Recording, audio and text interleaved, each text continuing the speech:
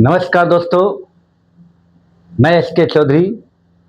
तैयारी with S के Chaudhary channel में आप सभी लोगों का स्वागत करता हूं।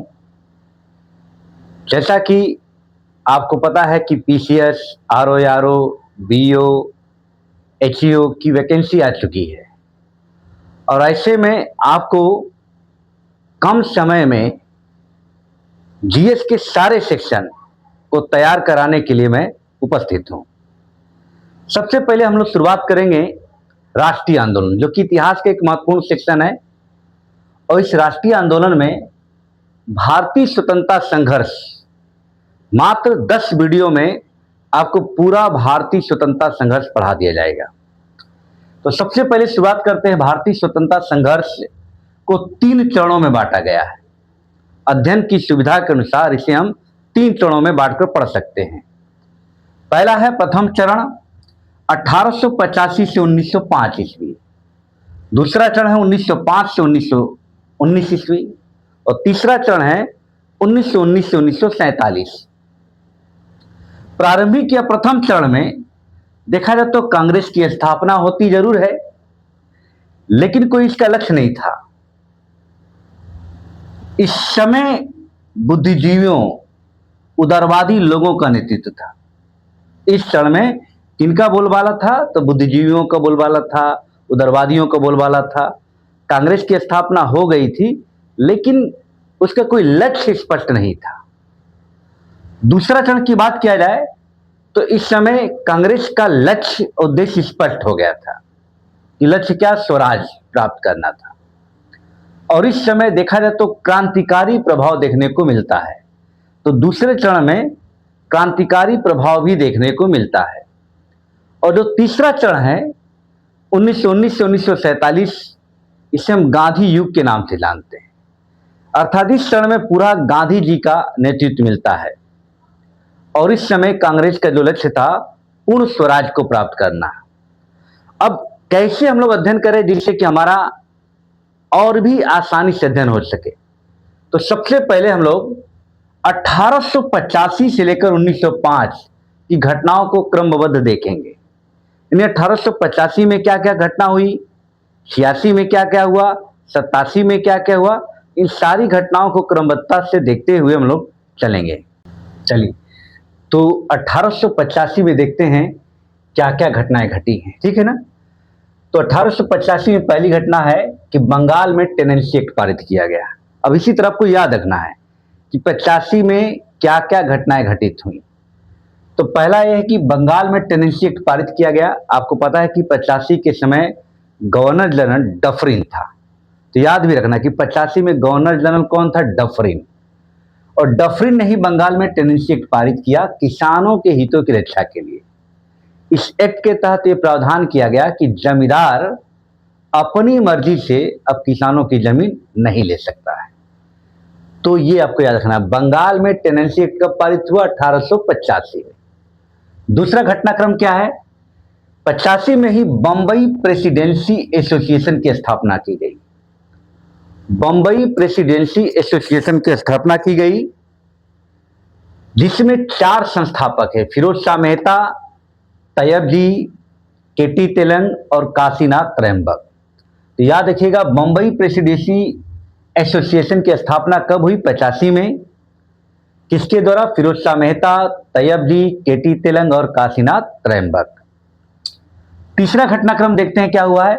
सेवा सदन की स्थापना, बंबई में सेवा सदन की स्थापना किसके द्वारा किया गया? बहराम जी मालावारी द्वारा। ये पारसी थे, यह वास्तव में एक पारसी थे और एक समाज सुधारक थे, बहराम जी मालावारी। इन्होंने ही सेवा सदन की स्थापना बंबई में किया, राजनीतिक जागरूकता के लिए। चलिए, चौथा घटनाक्रम क्या होता है कि इसी समय वर्मा को जीतकर अंग्रेजी साम्राज्य में मिलाया गया। आंग्ल वर्मा जो युद्ध हुआ था, तीसरा आंग्ल वर्मा युद्ध, जो 85 से 88 तक चला था, 1885 से 88 तक। तो इसी युद्ध से वर्मा को अंग्रेजी साम्राज्य में मिला लिया गया। इसे मिलाने वाले वही थे, डफरिन। तो वर्मा को जीतकर अंग्रेजी साम्राज्य में मिला लिया गया। याद रखना है चौथा घटनाक्रम। अब पांचवा सबसे मोस्ट इंपॉर्टेंट, कांग्रेस की स्थापना। तो कांग्रेस की स्थापना भी कब हुई थी? 1885 में। इसके कुछ फैक्ट देख लेते हैं कि स्थापना कहां हुई? बंबई में। किस जगह पे हुई स्थान? तो बंबई के पास एक ग्वालियर टैंक था, वहां पे एक स्कूल था, कॉलेज था, गोकुल दास तेजपाल संस्कृत कॉलेज। इसी कॉलेज में स्थापना हुई। संस्थापक कौन थे? ए.ओ. ह्यूम।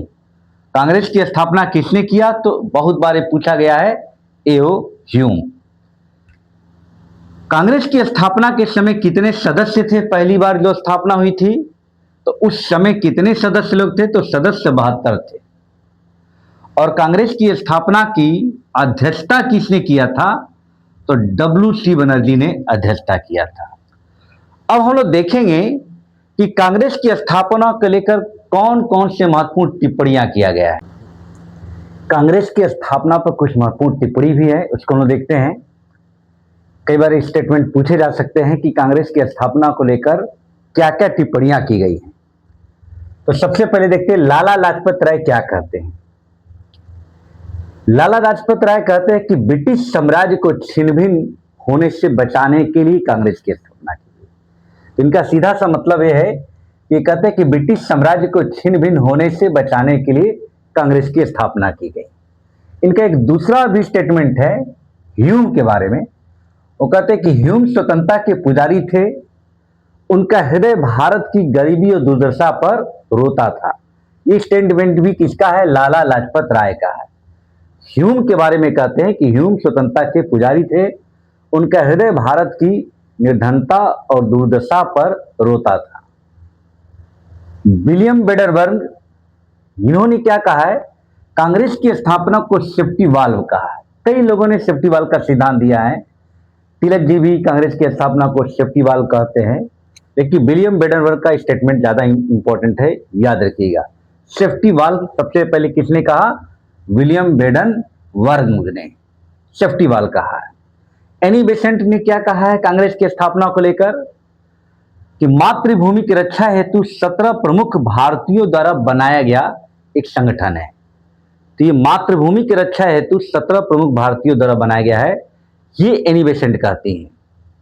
डफरिन, जो कि उस समय गवर्नर जनरल था, वो कहता है कि कांग्रेस सूक्ष्मदर्शी अल्पसंख्यकों की संख्या, एक मजाक उड़ाता कि कांग्रेस क्या है? छोटे लोगों का प्रतिनिधित्व है। तो सूक्ष्मदर्शी अल्पसंख्यकों की संज्ञा किसने कहा है? डफरिन ने कहा है। कर्जन भी मजाक उड़ाता है कांग्रेस का।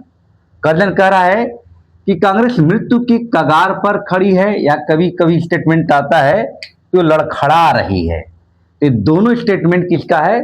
कर्जन का है। कर्जन का ही स्टेटमेंट है कि कांग्रेस मृत्यु के कगार पर है। क से कर्जन, कर से कगार, अब दिमाग बैठा लीजिएगा, यह लड़खड़ा रही है। गोपाल कृष्ण गोखले क्या कहते हैं? कांग्रेस की स्थापना को तड़ित चालक कहते हैं। तड़ित चालक कौन कहते हैं? कांग्रेस के जो महत्वपूर्ण थे लीडर गोपाल कृष्ण गोखले, इन्होंने कांग्रेस की स्थापना को लेकर तड़ित चालक कहा है।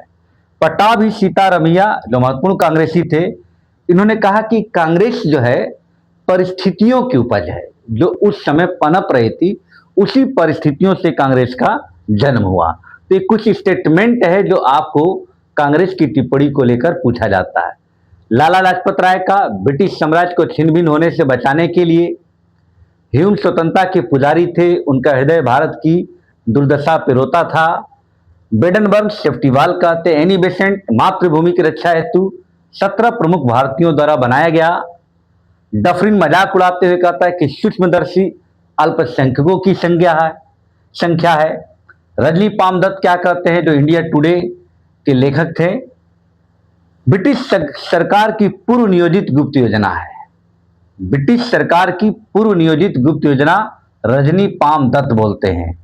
कर्जन क्या कहता कि कांग्रेस मृत्यु के कगार पर है, लड़खड़ा रही है। गोपाल कृष्ण गोखले तड़ित चालक कहते हैं। पट्टाभी सीतारमैया परिस्थितियों की उपज बताते हैं। तो 85 में इतनी घटनाएं हैं। अब हम लोग आगे देखेंगे कि 1886 में कौन कौन सी घटनाएं होती हैं। चलिए तो आगे देखते हैं।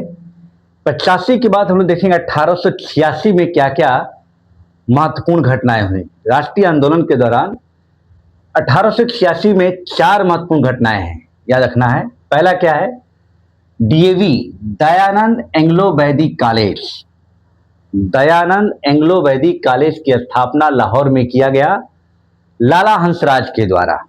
ये सवाल पूछा जा सकता है कि दयानंद एंग्लो वैदिक कॉलेज की स्थापना कब और कहां की गई।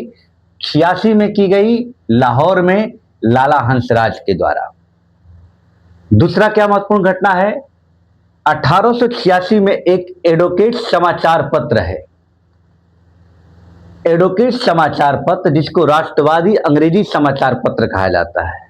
राष्ट्रवादी अंग्रेजी समाचार पत्र है एडवोकेट का प्रकाशन बिशन नारायण दत्त और अंबिका चरण मजूमदार द्वारा किया गया। यह महत्वपूर्ण बात है कि एडवोकेट समाचार पत्र का प्रकाशन कब किया गया था, तो 1886 में। किसके द्वारा, तो बिशन नारायण दत्त और अंबिका चरण मजूमदार द्वारा। तीसरा महत्वपूर्ण घटना क्या है कि Dadabhai Naoroji British House of Common का चुनाव लड़े थे, लेकिन वो हार गए थे। लेकिन चुनाव इन्होंने 86 में ब्रिटिश हाउस ऑफ कॉमन का चुनाव लड़े थे, लेकिन ये चुनाव हार गए थे। चौथा है कि कांग्रेस का दूसरा अधिवेशन कलकत्ता में आयोजित होता है, इसकी अध्यक्षता कौन करते हैं, दादा भाई नेहरू। तो पहले का अध्यक्ष WC बनर्जी और दूसरा का अध्यक्ष दादा भाई नेहरू थे। तो 4 महत्वपूर्ण घटनाएं 86 में है, इसको आपको ध्यान में रख लेना है। अब आते हैं 1887 की घटनाएं क्या क्या है। तो पंजाब में टेनेंसी एक्ट पारित किया गया, जिस तरह बंगाल में टेनेंसी एक्ट पारित किया गया था 85 में, उसी तरह पंजाब में टेनेंसी एक्ट पारित किया गया 87 में। वही काम डफरिन के द्वारा यहां भी किया गया, किसानों को, पंजाब के जो किसान हैं उनके हितों की रक्षा के लिए किया गया था। दूसरा जो महत्वपूर्ण है कि इलाहाबाद विश्वविद्यालय की स्थापना भी कब की गई, 1887 में। इलाहाबाद विश्वविद्यालय की स्थापना भी 1887 में की गई। तीसरा महत्वपूर्ण घटना क्या, देव समाज, देव समाज की स्थापना लाहौर में शिव नारायण अग्निहोत्री द्वारा किया गया। मोस्ट इंपॉर्टेंट, कई बार पूछा गया है कि देव समाज एक सामाजिक ये संगठन था, इसकी स्थापना शिव नारायण अग्निहोत्री द्वारा कहां पे किया गया था, लाहौर में। चौथा महत्वपूर्ण है भारतीय सुधार समिति, भारतीय सुधार समिति की स्थापना दादा भाई नौरोजी द्वारा इंग्लैंड में किया गया था। भारतीय सुधार समिति की स्थापना दादा भाई नौरोजी द्वारा इंग्लैंड में कब किया गया, सब 87 में ही। ध्यान रखिएगा, हमने ऊपर जो लिखा है उसी में सारी बातें हैं।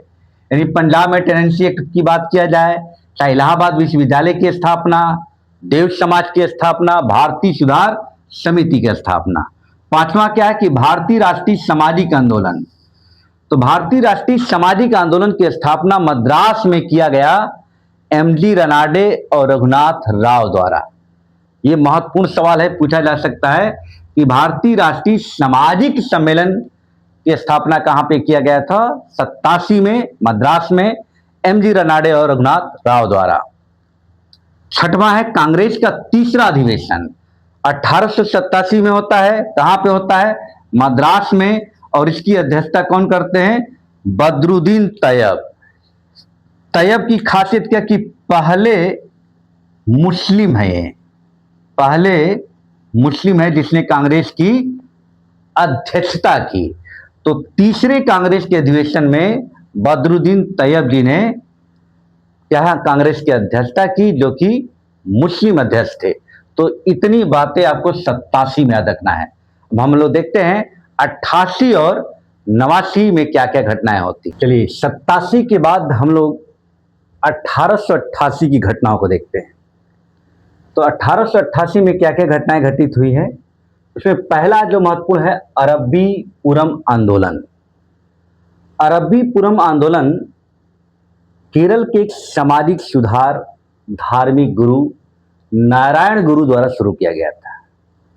यह वास्तव में केरल में मंदिरों में प्रवेश को लेकर आंदोलन था। तो ये बहुत ही महत्वपूर्ण आंदोलन है। अरबी पुरम आंदोलन पूछा जाता है कब हुआ था, 1888 में।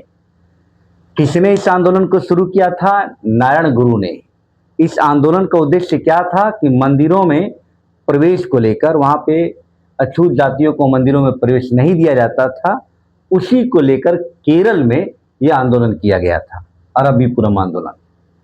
दूसरा महत्वपूर्ण घटना 88 की क्या है?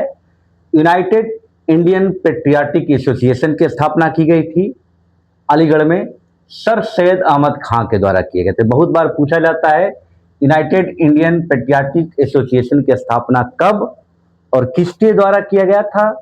तो 1888 में सर सैयद अहमद खां द्वारा किया गया था और ये अलीगढ़ में किया गया था। नेक्स्ट आते हैं, तीसरा महत्वपूर्ण घटना क्या है? इंडियन एजेंसी की स्थापना लंदन में की जाती है 1888 में विलियम डगबी और दादा भाई नौरोजी के सहयोग से।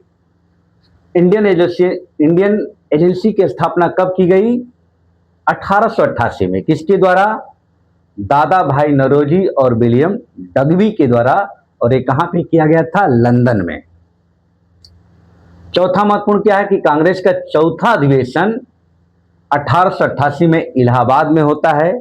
इसकी अध्यक्षता जॉर्ज यूले करता है और ये पहला यूरोपी था, तो पहला यूरोपी था जिसने कांग्रेस की अध्यक्षता की। इसे बहुत इंपॉर्टेंट है, जॉर्ज यूले। और इसी समय एक नया गवर्नर जनरल या वायसराय बनकर आता है, लॉर्ड लैंसडाउन। देखिए, गवर्नर जनरल वायसराय अगर बात किया जाए तो 1858 का जो 57 के विद्रोह के बाद वायसराय कहलाने लगते हैं। तो अगर गवर्नर जनरल निकल जा रहा तो आप समझिए कि वायसराय है, यानी डफरिन भी वायसराय ही था, ये भी आपका वायसराय। तो 1888 से 1894 तक के लिए लॉर्ड लैंसडाउन डफरिन के बाद अगला वायसराय बनकर आता है। तो इतनी घटनाएं 88 में। अब आते हैं 1889 में घटना। देखिए कितना आसान आपका हो रहा। कभी कोई पूछे कि डफरिन के बाद कौन गवर्नर जनरल या वायसराय है, तो तुरंत अगर इस क्रम से आप पढ़े रहेंगे तो तुरंत लैंसडाउन का नाम आएगा। तो कई बार इससे मिलाने को आ जाता है, तो एक क्रोनोलॉजी मिलाने को आ जाएगी तो आपके लिए बहुत आसान हो जाएगा। चलिए 1889 की घटना देख लेते हैं। अहमदिया आंदोलन पंजाब में मिर्जा गुलाम अहमद द्वारा पंजाब के गुरदासपुर जिले में चलाया गया था। यह वास्तव में मुस्लिमों में एक तरह से उदारवादी और धार्मिक सुधार आंदोलन था। तो अहमदिया आंदोलन कहाँ शुरू किया गया था? पंजाब में। कब? 1889 में। दूसरा महत्वपूर्ण घटना क्या है? शारदा सदन। शारदा सदन की स्थापना पंडित रमाबाई द्वारा किया गया था बंबई में। वास्तव में शारदा सदन एक विधवा आश्रम था। यहाँ विधवाओं के लिए मतलब व्यवस्था की जाती है, उनकी शिक्षा दीक्षा, उनका रख रखाव के लिए। तो शारदा सदन एक विधवा आश्रम था, पंडित रमाबाई द्वारा बंबई में स्थापित किया गया। तीसरा महत्वपूर्ण है कि कांग्रेस की ब्रिटिश समिति का गठन लंदन में किया गया, जिसमें WC बनर्जी, दादा भाई नौरोजी और विलियम बेडरवन थे। इसी के द्वारा इंडियन नामक समाचार पत्र भी प्रकाशित किया जा रहा था। तो कांग्रेस की ब्रिटिश समिति गठन लंदन में किया गया और कांग्रेस के जो तमाम लोग थे, WC बनर्जी, दादा भाई नौरोजी, विलियम बेडरवन, इन्हीं के द्वारा किया गया। और चौथा महत्वपूर्ण है कि कांग्रेस का 5वां अधिवेशन कहाँ पे होता है? बंबई में, जिसकी अध्यक्षता कौन करते हैं? विलियम बेडरवर्न करते हैं। इस अधिवेशन की खासियत है कि पहली बार इसी अधिवेशन में महिलाओं ने भाग लिया था। तो सवाल बन सकता है कि कांग्रेस की किस अधिवेशन में पहली बार महिलाओं ने भाग लिया था? तो कांग्रेस के 5वें अधिवेशन में। तो दोस्तों, आज हम लोगों ने 1885 से लेकर 1889 तक के घटनाक्रम को देखा गया। नेक्स्ट वीडियो में हम आएंगे 1890 से लेकर 1895 तक की घटनाओं को लेकर। हमने कहा ना कि पूरे 10-12 वीडियो में आपको पूरा राष्ट्रीय आंदोलन पढ़ा दिया जाएगा। अगर आप इस तरह से पढ़ेंगे तो बहुत जल्दी समय में तैयार हो जाएगा राष्ट्रीय आंदोलन, और प्रश्न जो पूछने की प्रकृति PCS में है, RO में है, वो भी बहुत आसानी से हल हो जाएगा। तो इसी के साथ हम लोग नेक्स्ट वीडियो मिलते हैं। नमस्कार।